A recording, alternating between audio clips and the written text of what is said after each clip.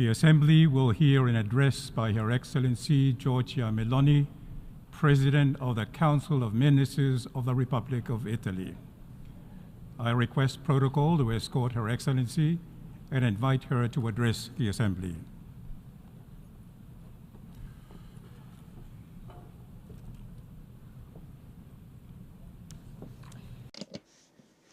Mr. President, Mr. Secretary General, fellow delegates, ladies and gentlemen. The times we are living are very complex, and the common characteristics of the challenges of these times force us to think about things in a completely different way. The wound caused to the international framework founded on rules from the war of aggression of Russia on Ukraine is indeed having destabilizing effects well beyond the borders within which it is unfolding. And like a domino, it is contributing to reigniting or causing to explode other flashpoints of crisis. Democratic political systems are facing unprecedented dangers. Geoeconomic fragmentation is growing, bearing down consequences we must all deal with, especially the more fragile nations. The path toward a reduction in environmental emissions is at a crossroad in between ideological approaches and scarce solidarity, especially from the major emitters of greenhouse gases. The scarcity of water and energy have an ever deeper impact on development, on food security, and the social stability of entire communities. The instrumental use of religious faith has become a source of tensions, or worse, of persecution. There are hundreds of millions of people throughout the world that suffer due to their profession of faith. And at the top, as victims, there are Christians. We are witnessing the groundbreaking advent of generative artificial intelligence, a revolution that brings us to ask questions we could never imagine, although I'm not certain it is correct to call it intelligence, because the intelligent being is the one who asks the questions, not the one to give answers through data processing. Either way, it's a technology that, unlike all the innovations we've seen through the course of history, sets a blueprint for a world in which progress is no longer meant to optimize human capacities, but to replace them, with consequences that risk being dramatic, especially in the labor market, verticalizing and concentrating wealth even more. It is not by chance that Italy wanted this to be at the top of its agenda of its G7 presidency, because we want to do our part in defining a global governance for artificial intelligence capable of reconciling innovation, rights, labor, intellectual property, freedom of expression, democracy. This complexity, compounded by profoundly interconnected challenges, tells us first and foremost one thing: the problems of the global South are also the problems of the global North, and vice versa. There are no longer homogeneous blocks, and the interdependence of our destinies is a fact. For this reason, we are called to think differently from the past.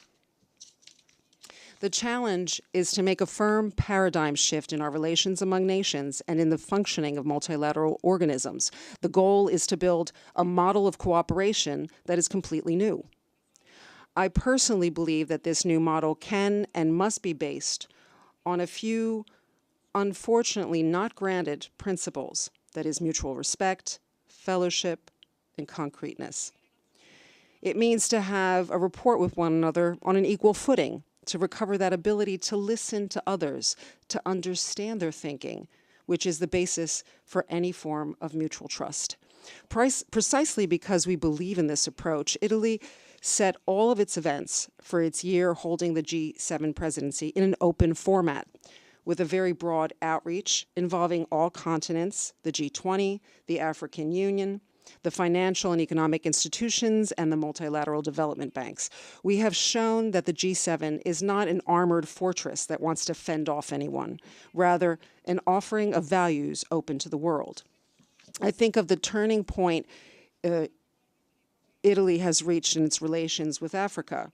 We have made operative at the bilateral level our investment plan for Africa, the MATE plan, with pilot projects in 9 African countries, creating strategic partnerships with each.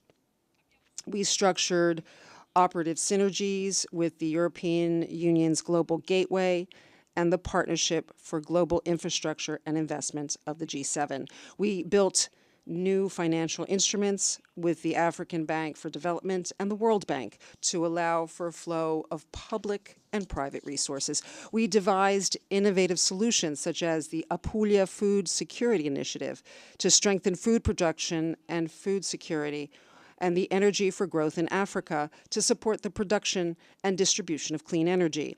We have decided to support strategic projects for Africa, such as the Lobito Corridor. We have done all of this without ever ceasing to involve and exchange inputs with our African interlocutors. We intend not to impose, but to share, and together choose priorities, sectors of intervention, areas of action. Where we could be an added value, we offered our perspective and our cooperation with projects that are already giving results. In Algeria, we will render fertile 36,000 hectares of desert land for crop cultivation and build a local facility for processing and production. In Kenya, with the development of a biofuel plant that will be completed by the end of 2025 and will sustain up to 200,000 small farming enterprises. In Ethiopia, with a large environmental recovery plan on the area of the Boy Lake in the west of the country. Because I want to reiterate this once again, our objective before tens of thousands of people who face desperate journeys to enter Europe illegally is to first guarantee their right to not have to emigrate and to not have to cut their ties with their homeland simply because they have no other choice. It's a desperation on which reckless criminal organizations that are more and more powerful and ramified profit. I proposed a year ago from this podium to declare a global war against human traffickers, and I am happy to see that that appeal did not fall on deaf ears. First, in the G7, we found an agreement that gave life to an agreement, coordination to dismantle criminal networks.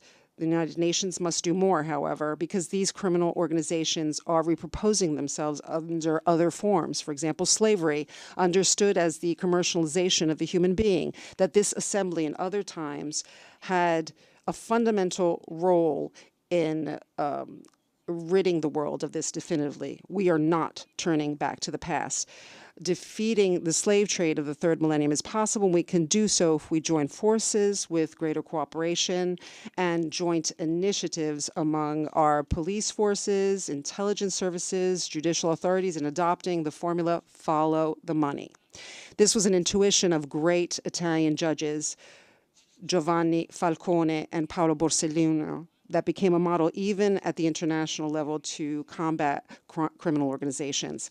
It is a method that Italy intends to use to strengthen its cooperation with Latin America, because there's a common denominator that ties organizations that profit on human trafficking in Africa and those who manage narco trafficking in Latin America, or the abominable act of abducting children to render them sex slaves of rich men, depriving them of their present and their future. In America Latina, where unfortunately, as it happens in other regions of the world, it's legitimate aspirations of freedom and democracy that of tens of millions of people continue to be unfulfilled. Thinking in particular of the Venezuelan people, to which we give our full solidarity and support. The international community cannot just stand there and watch, as already after 2 months since the elections on the 28th of July, the election results have not been recognized. And at the same time, there's been a brutal repression, the death of tens of protesters, the arbitrary arrest of thousands of political opponents, the incrimination and banishing of the presidential candidate of the opposition. It is our duty to raise our voices. Dear friends, in 2025, we will be celebrating the 80th anniversary of the Charter of the United Nations. the charter that enshrines the principles and values that at this time have been put into question by none other than a permanent member of the Security Council, but whose defense we will not back down, because these are principles and values that are made for all as a guarantee, especially countries that are less equipped to defend themselves. No one is above the law, but this is needed even more to defend the more vulnerable. And for this reason, we cannot turn our backs in front of the right of Ukraine to defend its borders, its sovereignty, its freedom, as we affirm the right of the State of Israel to defend itself from external attacks like the attack of the 7th of October. At the same time, we ask Israel to respect international law, protecting civilian populations. It too a victim of Hamas and of its destructive choices. And following the same reasoning, we believe obviously in the right of the Palestinian people to their own state. But for this to happen, we need Palestinians to entrust it to a leadership that is inspired by dialogue, by stabilizing the Middle East, and autonomy. The Abraham Accords have shown the possibility of an advantageous coexistence and cooperation on the basis of mutual recognition. If this is the basis on which we all have to work, and it is, today the imperative is to reach without further delay a ceasefire in Gaza and the immediate release of Israeli hostages. We cannot witness any longer tragedies like we've seen in these days in the south and east of Lebanon with the involvement of helpless civilians, many of which children. That said, the anniversary next year gives us a historic opportunity to be finally aware, whether we like it or not, that the problems that we have involve all of us. And we must be able to question ourselves with humility and awareness. And this imposes also a serious reflection about multilateralism, on the capacity of international organizations to be up to task in this era to the challenges that we are facing. I'm talking about the United Nations and its capacity to reform, starting with what is useful and necessary and not from what is easier.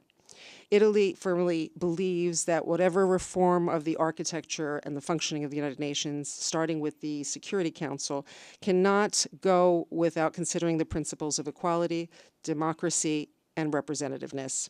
It would be a mistake to create new hierarchies with new permanent seats.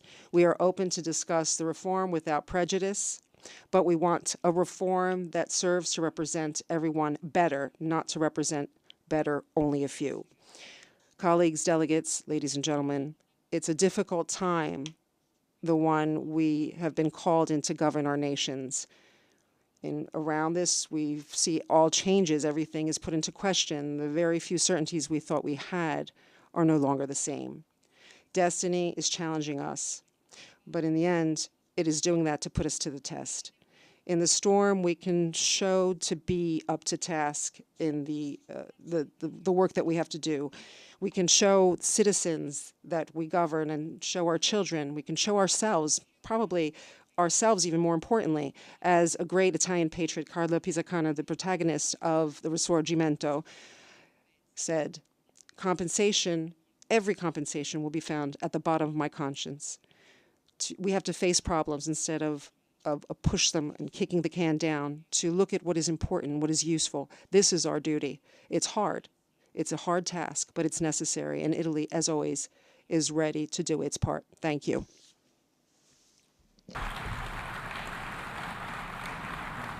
On behalf of the Assembly, I wish to thank the President of the Council of Ministers of the Republic of Italy.